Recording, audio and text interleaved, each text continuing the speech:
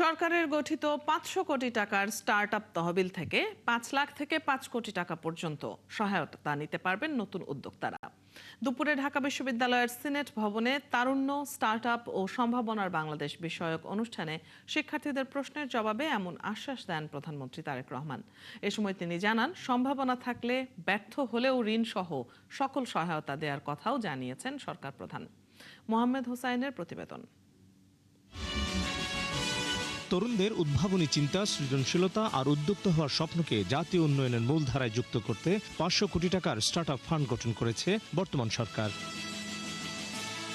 উদ্যোক্তা উন্নয়নের এই উদ্যোগকে একই মঞ্চে তুলে ধরতে ঢাকা বিশ্ববিদ্যালয়ের সিনেট ভবনে তারুণ্য, স্টার্টআপ ও সম্ভাবনার বাংলাদেশ নিয়ে উদ্বোধনী অনুষ্ঠানে যোগ দেন প্রধানমন্ত্রী তারেক রহমান। অংশ নেন মতবিনিময়ে। তরুণ উদ্যোক্তাদের সাফল্য ব্যর্থতার গল্প ছাড়াও শুনেন তাদের পরিকল্পনা। আমরা এই সপ্তাহে একটা গ্লোবাল অ্যাপ লঞ্চ করছি, যেটা IGCSE, GCSE and O level কারিকুলামকে টার্গেট করবে।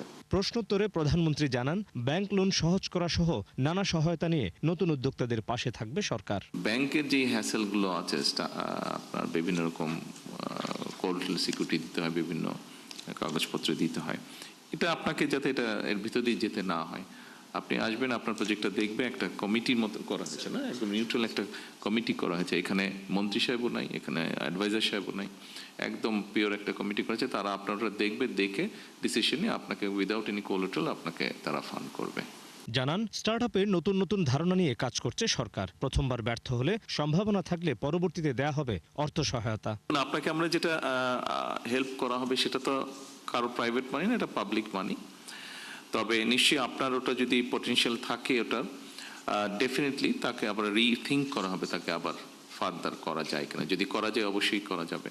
হতেই পারে ব্যবসা করতে গেলে প্রথমে অনেক জিনিস ক্লিক করে না, একটু সময় হয়তো লাগে, কিন্তু যদি ওটার পসিবিলিটি থাকে অবশ্যই সেটাকে আবার সেকেন্ড টাইম আবার ফাইন্যান্স করা হবে ইনশাআল্লাহ। অনুষ্ঠানে সরকারি অনুদানপ্রাপ্ত 6টি স্টার্টআপকে অনুদানের চেক তুলে দেন প্রধানমন্ত্রী তারেক রহমান। স্বাস্থ্য প্রযুক্তি ভিত্তিক স্টার্টআপ যা চাহিদা ভিত্তিক অ্যাম্বুলেন্স ডিসপ্যাচ ও সমন্বিত অ্যাম্বুলেন্স সেবা প্ল্যাটফর্ম নির্মাণ করছে। মোহাম্মদ হোসাইন, 71, ঢাকা। পরিচালিত এই প্ল্যাটফর্মটি জরুরি চিকিৎসা পরিবহন